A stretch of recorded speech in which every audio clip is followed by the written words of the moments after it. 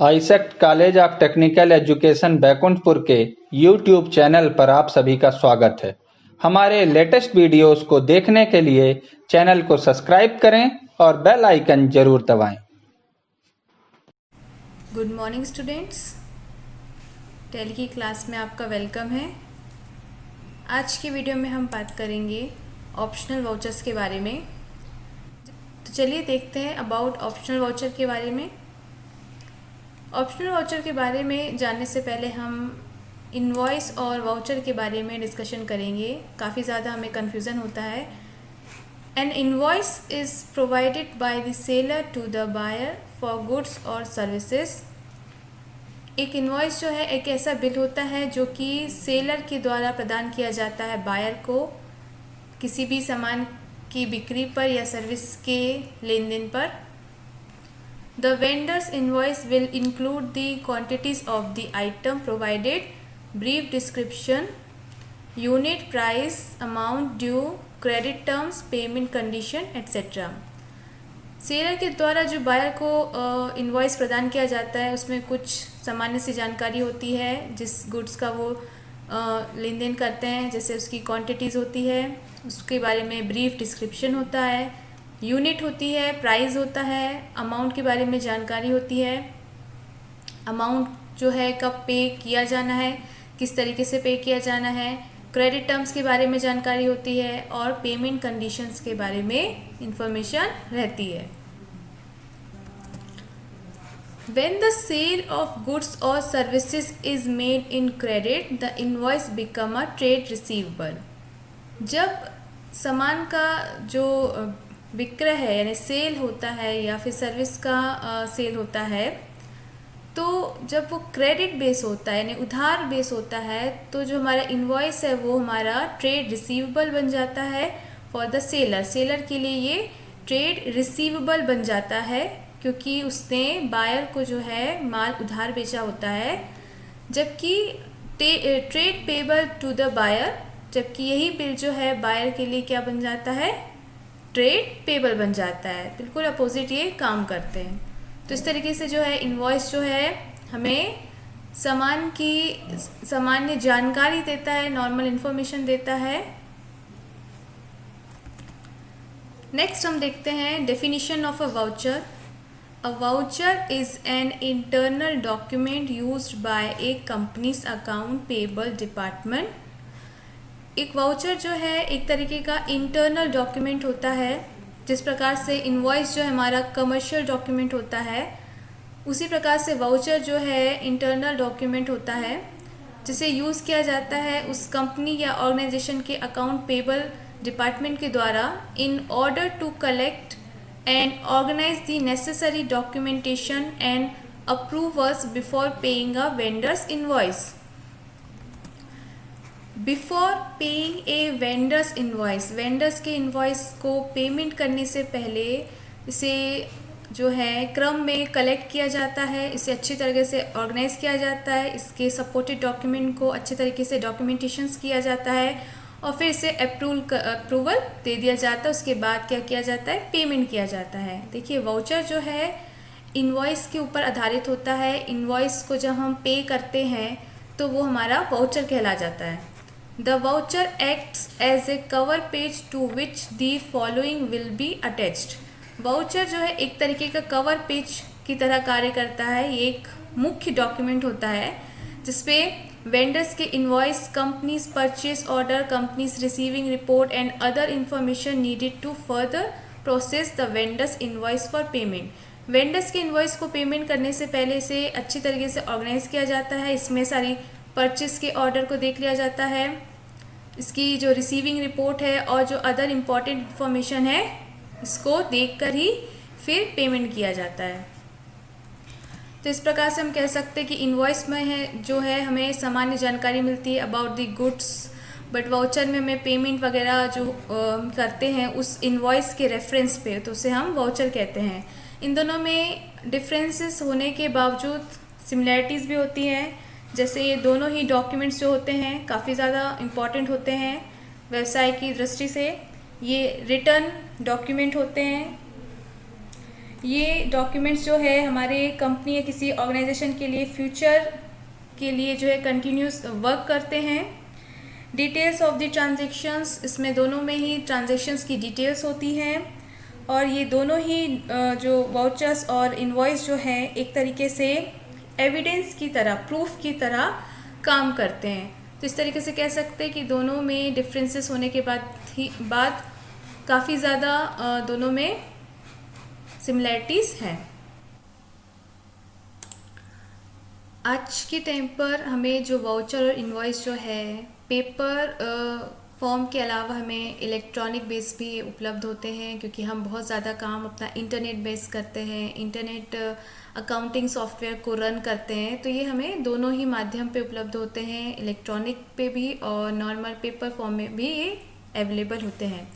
Tally में हम voucher और इनवॉइस दोनों को चला सकते हैं। हम वाउचर्स को इनवॉइस में कन्वर्ट कर सकते हैं और इनवॉइस को वाउचर में कन्वर्ट कर सकते हैं। हम इसके बारे में जब हम प्रैक्टिकल्स करेंगे तो देखेंगे कि हम वाउचर और इनवॉइस को कैसे एक दूसरे से कन्वर्ट कर सकते हैं। ठीक है, तो ये हमारे थे डेफिनेशंस ऑफ इनवॉइस और डेफिनेशंस ऑफ वाउचर। आइए अब चलते हैं हमारे ऑप्शनल वाउचर पर।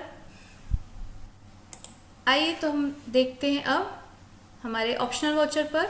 Optional voucher, it has some other names like non accounting और अनकन्वेंशनल वाउचर, एडजस्टमेंट वाउचर, और इसे हम स्पेशल वाउचर भी कह सकते हैं। An existing voucher such as a payment voucher और a receipt voucher can be marked as optional. हमारे जो रेगुलर वाउचर्स होते हैं, जिसे हम पेमेंट या रिसीट वाउचर या कुछ अन्य अकाउंटिंग वाउचर जिसे हम कहते हैं, हम इसे भी ऑप्शनल बना सकते हैं। When a voucher is marked as a optional, जब हम किसी नॉर्मल वाउचर को ऑप्शनल वाउचर मार्क करते हैं तो it does not get posted. तो ये जो इसमें हम जो ट्रांजेक्शन्स की एंट्री करते हैं वो पोस्ट नहीं होती है, यानी इसका प्रभाव जो है हमारे बाकी के अकाउंटिंग रिपोर्ट्स पे नहीं पड़ता है। An optional voucher is not a separate voucher type, we can change a optional voucher to a regular vouchers as per our requirement.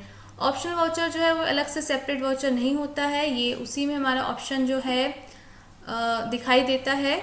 We can change a optional voucher to a regular voucher as per our requirement. हम इसे जब चाहे convert कर सकते हैं हमारे optional voucher को regular voucher में और रेगुलर वाउचर को ऑप्शनल वाउचर में। Optional vouchers are uses for, optional voucher जो है हमारे कुछ अलग प्रकार के ट्रांजेक्शन के लिए यूज़ किया जाता है। जैसे optional voucher allow you to see the impact of transaction without actually posting them. Optional voucher का यूज़ करके हम उसका इम्पैक्ट देख सकते हैं, किस प्रकार के ट्रांजेक्शन का, जो कुछ अलग प्रकार के ट्रांजेक्शन होते हैं उसका इम्पैक्ट कैसा पड़ेगा, लेकिन इससे हमारा अकाउंटिंग जो रिपोर्ट्स हैं वो प्रभावित नहीं होती हैं, क्योंकि ये पोस्ट ही नहीं होती हैं। If you do not want an incomplete transaction to affect the accounts, you can mark this as an optional voucher. यदि आप चाहते हैं कि ऐसा कोई इनकम्प्लीट ट्रांजैक्शन जो कि आपके अकाउंट्स को इफेक्ट कर सकता है, तो आप उसे ऑप्शनल वाउचर पे कन्वर्ट कर सकते हैं। Once the transaction is complete, modify the voucher and post it as a regular voucher. जैसे ही वो ट्रांजैक्शन जो है एक्चुअल में हो जाता है तो उसे हम नॉर्मल वाउचर में कन्वर्ट कर सकते हैं। For example, proforma sales invoice, in fact an optional sales invoice prints as a proforma invoice. Proforma sales invoice जिसे हम प्रो फॉर्मा भी कहते हैं, इसका मतलब होता है जब एक सेलर जो है बायर को एडवांस में इनवॉइस भेजता है कि ये क्वांटिटी आपका सामान डिलीवर होगा, तो वाकई में वो ट्रांजैक्शन असल में होता नहीं, वो जस्ट एडवांस में इनवॉइस को भेजता है। तो इस तरीके से जो है ऑप्शनल वाउचर जो है हमारे लिए कार्य करता है। चलिए देखते हैं हमारे नेक्स्ट वाउचर जो है को, ये हमारा रिवर्सिंग जर्नल, ये भी एक प्रकार का ऑप्शनल वाउचर है। Reversing journal entries are entries made at the beginning of an account period to cancel out the adjusting journal entries made at the end of the previous account period. Reversing journal जो है एक ऐसी entries होती हैं जो कि हम साल के बिगिनिंग में करते हैं और प्रीवियस वाली जो हम होती है एंट्री, उसके रेफरेंस में हम इसे करते हैं।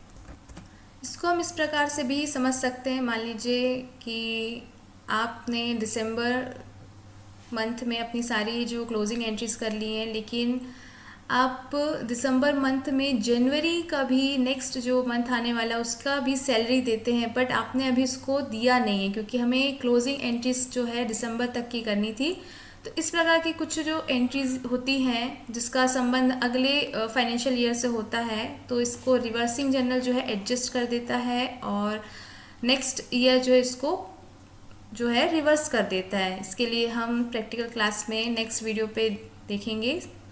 रिवर्सिंग एंट्रीज जो है हमारी ऑप्शनल काइंड ऑफ वाउचर होता है। The entry simply reverses the month and adjusting entry from the period before, flip the debit and credit and post on the first day of the next month. ये क्या करता है, ये simply क्या करता है, जो हमारी एंट्रीज होती हैं जो कि एक्रूल बेस होती है उसको क्या करता है, सिंपली रिवर्स कर देता है। जो हमारा अगला मंथ आने वाला है उसको वो रिवर्स कर देता है, मतलब वो फ्लिप कर देता है। डेबिट की एंट्री को क्रेडिट कर देता है और क्रेडिट की एंट्री को डेबिट कर देता on the first day of the next month, यानी अगले मंथ के फर्स्ट डे पर। Companies make a reversing entry at the beginning on the next account. Companies जो है रिवर्सिंग एंट्री करती है जब बिगनिंग करती है नेक्स्ट अकाउंट को, जब करती है अगले मंथ के लिए, तब इसको रिवर्स कर देती है। Each reversing entry is the exact opposite of the adjusting entry made in the previous period. Previous period पे टाइम पे जो आप एंट्री करते हो उसको वो एडजस्ट करता है बाय अपोजिट एंट्री, है ना, मतलब उसकी अपोजिट एंट्री को ये पास कर देता है। The use of reversing entries does not change the amounts reported in the financial statement. Reverse करने से एंट्री के अमाउंट में कोई भी परिवर्तन नहीं होता, इसमें किसी भी प्रकार के चेंजेस नहीं होते हैं। इसके बारे में हम नेक्स्ट वीडियो में देखेंगे कैसे ये काम करता है। चलिए अब देखते हैं अबाउट मेमोरेंडम वाउचर्स और पोस्ट डेटेड वाउचर्स के बारे में। इसका शॉर्टकट क्या होता है, कंट्रोल F10, और इसे पोस्ट डेटेड वाउचर के लिए होता है कंट्रोल+T। A memorandum voucher is a voucher in which you record entries for which you are not sure whether they are going to happen or occur. Memorandum voucher like memos का मतलब होता है कि memory के तौर पे लिखते हैं। हमें कुछ ट्रांजैक्शन ऐसा लगता है जो कि भविष्य पे होंगे, बट हम श्योर नहीं होते कि ये वाकई में होंगे। And if they are going to occur then by how much amount, और यदि वो ट्रांजेक्शन जो है एक्चुअल में यदि होते हैं तो ये कंफर्म नहीं होता है कि कितनी मात्रा में होंगे। A main distinguishing feature of memorandum voucher is that it does not affect your accounts unless you convert it to a general voucher. इसकी अच्छी बात ये होती है कि मेमोरेंडम वाउचर जो है एक ऑप्शनल वाउचर की तरह कार्य करता है, और जब तक आप नहीं चाहेंगे इसको जनरल वाउचर में कन्वर्ट करना तब तक ये ऑप्शनल वाउचर बना रहेगा। तो मेमोरेंडम, जैसे कि नाम से हमें पता चल रहा है कि मेमोज मतलब याददाश्त के लिए हम ऐसे ट्रांजेक्शन को कर देते हैं क्योंकि हमें पता नहीं होता है कि वाकई में ये होंगे, बट एक ऐसा हम लमसम सोच लेते हैं, एज्यूम करते कि ये ट्रांजेक्शन हमारे भविष्य में हो सकते हैं। प्रकार से होता है हमारा post dated voucher. As the name suggest, these are the vouchers which are specifically mean for a future date. Simply post dated used for any entry which is going to take place at some future date. ऐसी entry जिसे हमें पता तो होता है कि भविष्य में होगा, लेकिन ये कब भविष्य में किस तारीख को होगा या कैसे होगा, तो उसके लिए होता है हमारा पोस्ट डेटेड। ज़्यादातर ये वाउचर जो है हमारी पोस्ट डेटेड चेक्स के लिए यूज़ किया जाता है। In a business, post-dated checks are a common way of dealing for payment and receipt of fund. जैसे कि मैंने बताया कि post-dated वाउचर जो है ज़्यादातर यूज़ होता है चेक के लिए, और आर अ कॉमन वे एक तरीका होता है कि हम भविष्य में जो डील करने वाले हैं उसका जो है चेक जो है हम फ्यूचर में, नियर फ्यूचर में कैसे देंगे और उससे कैसे डील करेंगे, उस तरीके के पेमेंट्स को और रिसीट्स को। तो ये थे हमारे मेमोरेंडम वाउचर और पोस्ट डेटेड वाउचर्स। चलिए अब नेक्स्ट देखते हैं जर्नल वाउचर, जिसका शॉर्टकट की है F7। इसके बारे में हालांकि हमने पहले वीडियोस में देखा था, अकाउंटिंग वाउचर्स की सीरीज़ में हमने देखा था। A journal voucher is an adjustment voucher. All amounts to be adjusted between two accounts are to be passed as a journal. By adjustment between the account, we mean there is a no physical movement of funds. Journal voucher भी एक प्रकार का adjustment voucher होता है, लेकिन इसमें जो movement होता है फंड्स का ये इफेक्ट फिजिकली जो है वो इफेक्ट नहीं देता है. ये कुछ एडजस्टमेंट काइंड ऑफ एंट्रीज होती हैं. जैसे कुछ जर्नल वाउचर के लिए मैंने एंट्री यहाँ लिखी है. जैसे एंट्रीज जिस प्रकार की होती है, जैसे डेप्रिसिएशन हो गया, सस्पेंस अकाउंट हो गए, इंटरेस्ट रिसीट और पेमेंट हो गया, एक्रूड एंड अनएक्रूड एंट्रीज हो गई, प्रीपेड एंट्रीज हो गई, रिवर्स एंड सरप्लसेस वाली एंट्रीज हो गई, आउटस्टैंडिंग एंट्रीज हो गई, assets purchased on credit basis. इसके अलावा हम इस पर ड्राइंग्स की भी एंट्री कर सकते हैं. तो इस तरीके से जर्नल वाउचर जो है हमारे लिए एक एडजस्टमेंट वाउचर की तरह कार्य करता है, जहाँ पे हमें समझ में नहीं आता कि हमें कैश जो है वो आएगा, या जिस तरीके से सस्पेंस अकाउंट्स होते हैं या कुछ आउटस्टैंडिंग्स हमारे बिल्स होते हैं, प्रीपेड हो गया, पोस्टपेड हो गया, उस तरीके की जर्नल एंट्रीज को हम इसमें पास करते हैं. तो ये था वीडियो हमारा आज का about the optional vouchers. I hope आपको ये समझ में आया होगा. नेक्स्ट वीडियो में हम इससे रिलेटेड कुछ प्रैक्टिकल्स को करेंगे ताकि आपका जो डाउट है वो क्लियर हो जाए. So thank you for watching this video.